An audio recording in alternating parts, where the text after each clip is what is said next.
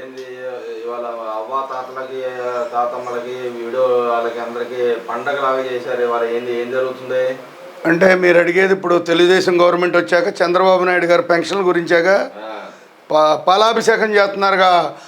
తీసుకున్న 7,000లోనే ఒక్కొక్క మనిషికి 70 రూపాయలు గడికి వేసుకుని 50 మందికి ఒక టీం ఈ రకంగా ఫోటోలు పెట్టుకుని ఎవరికి నచ్చిన వాళ్ళు వ్యక్తిగత విషయాల పేర్లు అయితే చెప్పలేను కానండి.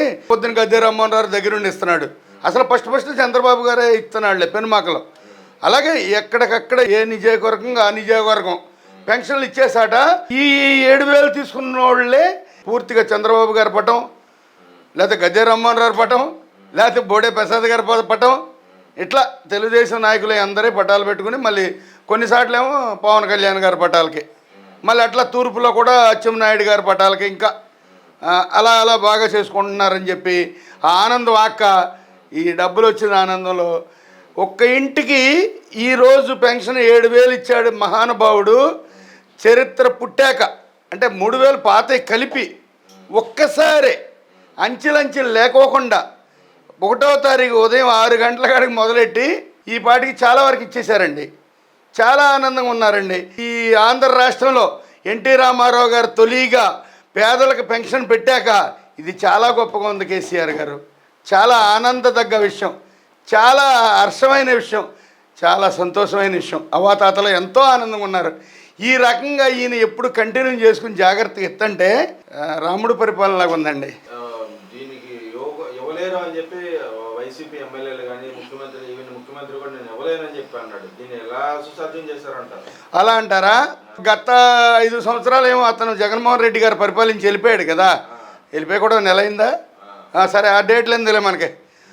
ఆయన వచ్చి నేను 3,000 అన్నాడు కదా. 5 సంవత్సరాలు పెట్టింది ఆ 1,000 రూపాయలు పెంచుతాకి. సరే దాంట్లో లుసుకులు చెప్పమంటారా? ఆ 1,000 రూపాయలు పెంచడానికి ఎన్నో 8 లక్షల కోట్లు, ఎన్నో 800 కోట్ల జనాలకి ఈ 5 సంవత్సరాలకి 250 పెంచుకుంటూ వచ్చిన దాంట్లో కూడా ఎంత లాస్ పోయారో ఒక్కసారి చూడండి అని ఆంధ్ర పేపర్ ప్రభలో వేసాడండి. అంటే ఒక ఇంటికి మనిషికి 5 సంవత్సరాలకి 1,000 రూపాయలు పెంచడానికి మీకైతే వచ్చేసినాయి ఖజానాకి. ఎక్కడి నుంచి? కేంద్రం నుంచో లేకపోతే ఆంధ్ర రాష్ట్రం ఖజానా నుంచి వచ్చినాయి. ఏది ఏమైనా పరిపాలకులు పెద్దలు వాళ్ళకి ఖజానాకి వస్తాయి కాబట్టి ప్రజల డబ్బైనా ఇంకోళ్ళ డబ్బైనా వాళ్ళే పంచాలి కాబట్టి మీరు పంచకపోవటం దాని మీద ఇంట్రెస్ట్ తిన్నారో దాచుకున్నారో అది వైఎస్ఆర్సీపీకే చెల్లుబాటు అయింది. ఇది మరి ఎలా సాధ్యమైంది అనుకుంటున్నారు? ఇంత డబ్బు ఎలా తీసుకొచ్చారు అనుకుంటున్నారు? ఎవరు నాయకుడు ఇప్పుడున్న నాయకుడు ఎలా తీసుకొచ్చాడు? ఆ నాయకుడు నేను ఇవ్వలేరు అన్నాడు. ఈ నాయకుడు నేను చేసి చూపిస్తాను 4.0 చూపిస్తాను బాబు అంటే ఏందని చెప్పాడు. చంద్రబాబు నాయుడు అనే నారా చంద్రబాబు నాయుడు అనే ఇప్పుడున్న ప్రెసిడెంట్ ఆంధ్ర రాష్ట్ర ముఖ్యమంత్రి లోగడు ఇదే మాట ఆయన అనగలిగి ఉంటే ఈ జగన్మోహన్ రెడ్డి లోగడు వచ్చేవాడు కాదు. ఆయన ఎందుకు సాధ్యపడదన్నాడంటే గబగబా నోటి మాటలు జారేస్తే ప్రజల్లో అవమానం పడతాం, మాట తప్పిన వాళ్ళు అవుతాం, తర్వాత రాజకీయంగా కూడా అది దెబ్బ కొట్టిద్దని ఒక స్టెప్ బ్యాక్ తీసుకున్నాడు. అంటే పశ్చాత్తాప హోదా లేదుగా. ఆంధ్ర రాష్ట్రం వచ్చింది కొత్తగా. అమరావతి మోడీ కొబ్బరికాయ కొట్టేళ్ళాక జరిగిన మాటలు. ఇప్పుడు అలా కాదు, తెస్తాను ఇస్తాను నేను చేయగలను అన్నాడు కాబట్టి చేస్తాడు, చేశాడు, చూపించాడు. అసలు ఇది తిరుగులేని రాజకీయ ముందడుగు. ఈ పవన్ కళ్యాణ్ చేశాడు, చంద్రబాబు నాయుడు చేశాడు, లోకేష్ చేశాడు, మిగతా కింద ఉన్న మంత్రులు ఎమ్మెల్యేలు చేశారో వాళ్ళ అంతరాత్మకు వదిలేద్దాం. చైనాను వాళ్ళ అంతరాత్మ కూడా ఉంది దీంట్లో. చేయలేక మీరు పోయారు. పెట్టేవాళ్ళని చెడగొట్టొద్దు. పెట్టేవాళ్ళని ఎప్పుడు చెడగొడితే చెడపకురా చెడేవు, ఇది కమ్యూనిస్ట్ మాట. మీరు మీ నాశనం మీరు తెచ్చుకుంటారు. ఇంకా అన్నం పెట్టే చేయి నరకమాకండి, అన్నం పెట్టేవాడిని ఎగతాళి చేయమాకండి, అన్నం పెట్టేవాళ్ళని అవమానం చేయమాకండి. మీరు ఇంకా పరాభం పాలవుతారు. మార్చుకోండి. అది వాళ్ళకి చెప్పిన మాట వైఎస్ఆర్సీపీకి. జరిగిన దాడులు జరిగినాయి దాంట్లో భాగంగా ఎన్టీఆర్ భవన్ ఏదైతే ఉందో మన మంగళగిరి హెడ్ ఆఫీస్లో దాడి చేసిన దాని మీద కేసులు పుట్టప్ చేస్తుంది. దాన్ని ఎలా చూస్తారు? తప్పేముందండి? మీ పగల పడితే చిన్న రోడ్డు మీద గాలి బొమ్మలు పగల కొడితేనే అమాయకులు నిరికిచ్చేస్తున్నారు కదా. పెద్ద ఎన్టీఆర్ భవనాలను, తెలుగుదేశం పార్టీ ఆఫీస్ భవనాలను, ప్రజావేదికలు పడగొట్టితే కూడా కేసులు పెట్టరండి బాబు. ఇది భలే ఉంది మీరు అడిగేది.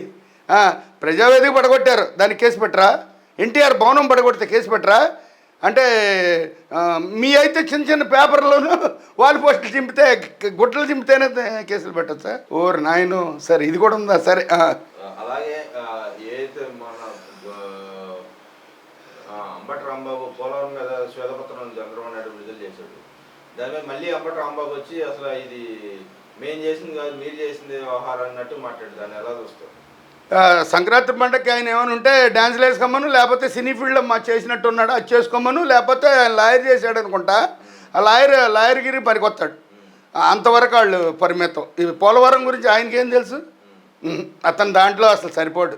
ఏదో ఇచ్చారేమోలే నీటిపారుదల శాఖ మంత్రి చేస్తే చేసేవాళ్ళే, నా అర్హత తగ్గతి నాకు ఇస్తే నేను చేస్తా, కానీ నాకు మించిపోయింది ఇస్తే నేనేం చేస్తాను? మీరు అడిగేది కూడా కరెక్ట్ కాదు, నేను చెప్పేది మట్టి కరెక్ట్. వాళ్ళ స్టేజ్ అది. దీనికి ఉదాహరణ చెప్పనా? వాళ్ళదే చెప్పమంటావా? క్షమాద్రి సత్యనారాయణ గారు దేవాదాయ మినిస్టరు, తెలుగుదేశం పార్టీ, ఎన్టీ రామారావు గారు ముఖ్యమంత్రి, చంద్రబాబు నాయుడు గారు ఏ పదవులు ఉన్నాడో నాకు తెలియదు. రాంబాబు గారు తండ్రి సింహాద్రి సత్యనారాయణ గారు ఇంటికి వచ్చాడు. వింటున్నారా? వచ్చినప్పుడు నేను కూడా అక్కడే ఉన్నా. పర్చు వెంకటనారాయణ గారు, పర్చు అశోక్ బాబు వాళ్ళు అన్న వీళ్ళందరూ అక్కడే కూర్చున్నారు. ఇంకో పంతులు గారు వచ్చాడండి. దేనికి వచ్చాడో నాకు తెలియదు. కేసీఆర్ గారు ఇంకో పంతులు గారు వచ్చాడు. వచ్చినప్పుడు ఈయన రాంబాబు వాళ్ళ నాన్నగారు ఏమన్నా మాస్టరో ఏమో రేపల్లో ఈయన వెళ్ళి పుసుక్కున ఆయన ఒక దెబ్బేసేసాడు. దెబ్బేసి కాలం నాడు ఇట్ట అన్నావు అట్ట అన్నావు అని చెప్పి ఈయన ఎగురుతున్నాడు. ఈలోపు పర్చూరు వెంకటనారాయణ గారు అని ఉన్నాడు అనుకుంటా బంగ్లాసీర్లు. ఇంకా నాకు ఐడియా లేదు ఉన్నాడో లేడో కూడా ఇప్పుడు మర్చిపోయా. ఆయనకి నాకు కనెక్షన్ పోయినాయి. ఆయన రాంబాబు వాళ్ళ నాన్న అన్నాడు, బావగారు చాలా తప్పు, మీరు పెద్ద మనిషి అయితేనో పెద్ద మనిషిగా ఉండు. నా కోసం వచ్చాడు ఆయన. నేను జడ్పీ చైర్మన్ ఇప్పుడు ఆంధ్ర రాష్ట్రానికి, లేకపోతే కృష్ణా జిల్లాకి జడ్పీ. నా కోసం వచ్చాడు పంతులు పోస్ట్ మార్చమని. నువ్వు దెబ్బేస్తావు, మీ పాత కక్షలు ఉంటే ఇక్కడ చూపించుకునేదని కేకలేసాడు. ఈయన బావగారు అవుతాడు. అంటే రాంబాబు వాళ్ళ అమ్మగారు పర్చులో వాళ్ళు ఆడబర్స్ కదా. ఆయన వెంకటనారాయణ గారు ఆవిడికి తమ్ముడు అనుకుంటా. మందలిచ్చాడు, వాళ్ళ బావగారు వెళ్ళిపోయాడు. వాళ్ళ నైజాం అది.